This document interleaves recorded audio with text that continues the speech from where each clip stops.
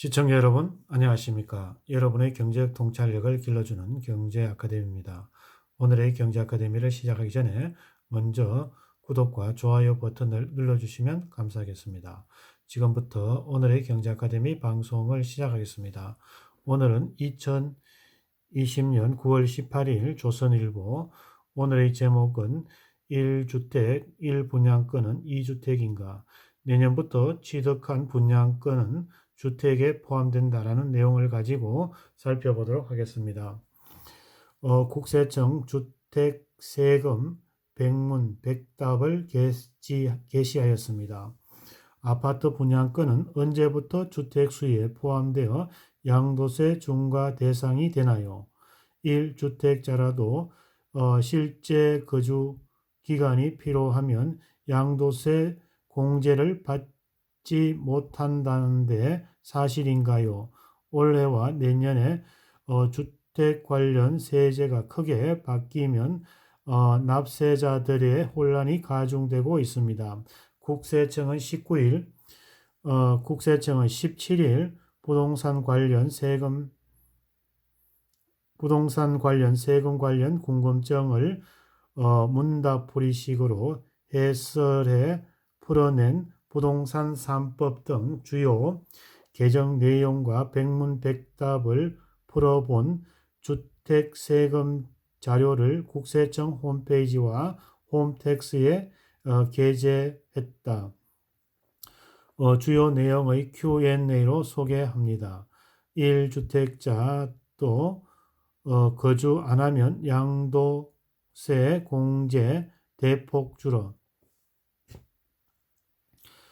다주택자 대상 양도세가 중과세 되면서 보유주택수 1세대 1주택 비과세 요건에 대한 궁금증이 많습니다.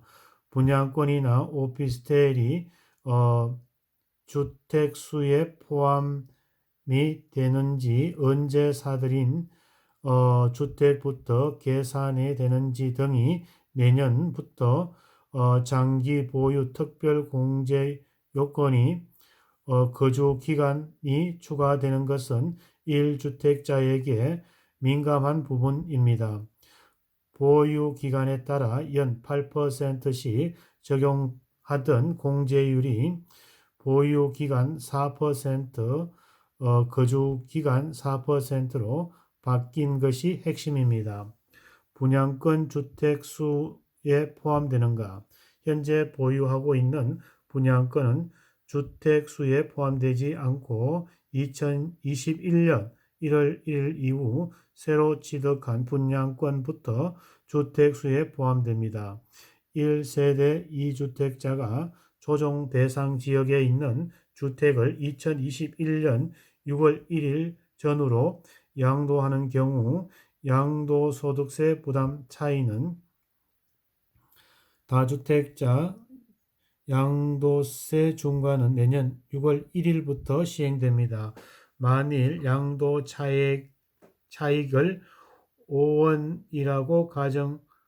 5억이라고 가정할 때 내년 5월 31일 이전 양도한 2억 2천만 원을 6월 1일부터 양도하면 2억 7천만 원을 양도세로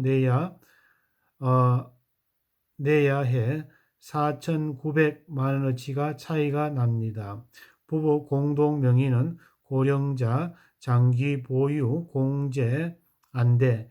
이전에는 부부 공동 명의로 집을 갖는 게 유리하다는 인식이 많았습니다. 집 한 채 부부 공동 명의로 하면 종부세 공제를 12억까지 받을 수 있지만 단독 명의로 하면 9억 원이기 때문입니다. 앞으로는 부부 공동 명의의 집을 갖고 있는 상황에 대한 덕실을 꼼꼼히 따져야 합니다. 부부가 조정 대상 지역에 주택 두 채를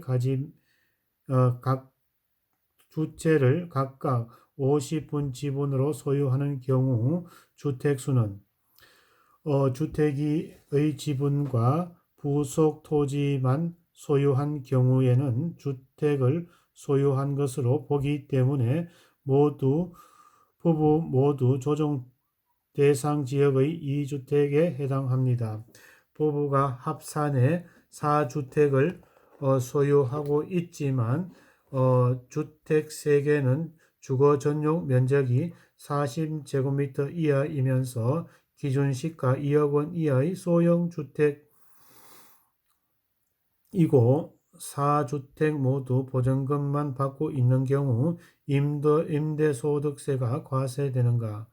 2021년 귀속분부터 소형 주택은 간주 임대료 과세 대상 판단 시 주택수에 포함되지 않아 과세되지 않습니다. 오늘의 내용을 요약하면 양도세 계산할 때 분양권 주택수 포함되나 내년 1월 1일부터 취득한 분양권은 포함됩니다. 1세대 2주택자가 조정 대상 지역 주택을 내년 6월 1일 이후에 팔면 양도세를 더 내나 양도 차익이 5억인 경우 6월 1일 이후에 매도하면 4,975만 원을 더 내어야 합니다. 종부세 계산할 때 부부가 조정 대상 지역 주택 2채를 각각 50% 지분을 갖고 있으면 주택수는 부부 모두 2주택자입니다. 주택 임대 소득이 2천만 원 이하의 경우에 종합과세, 분리과세 중 어느 것이 유리한가?